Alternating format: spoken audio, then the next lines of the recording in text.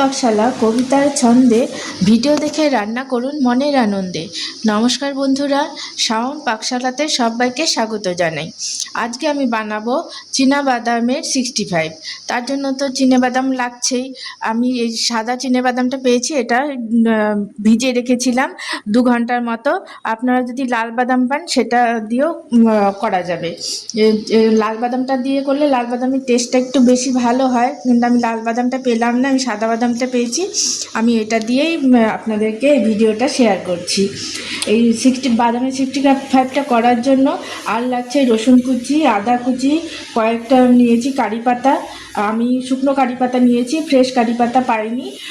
আপনারা ফ্রেশ কারি পাতা পেলে ফ্রেশ কারি পাতা দিয়েই রান্নাটা করবেন। এখানে নিয়েছি শুকনো লঙ্কা কুচি, নিয়েছি কাঁচা লঙ্কা কুচি।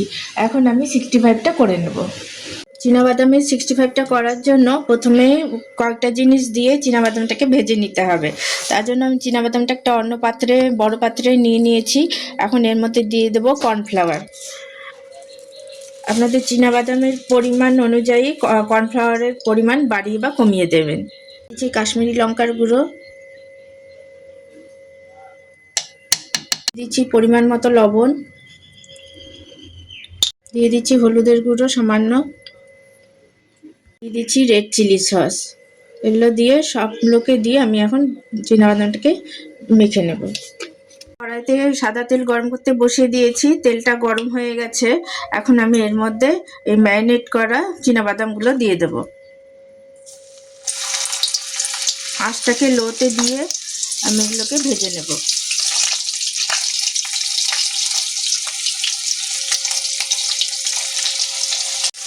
বাদামগুলো ভাজা হয়ে গেছে, এখন আমি এগুলো তুলে নেব।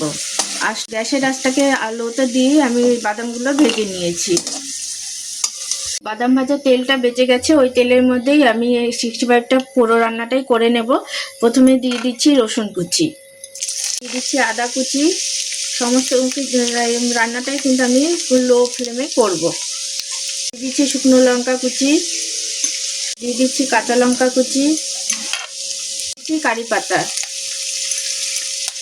লো ফ্লেমে আমি একটু হালকা করে ভাজা করে নেব। পরিমাণ মতো লবণ। 65টা বাদাম করার সময় তো আমি লবণ দিয়েছিলাম বাদামগুলো ভাজার সময়, আর এখন এর জন্য অল্প পরিমাণে লবণ দেবো, কেননা সসও দেব।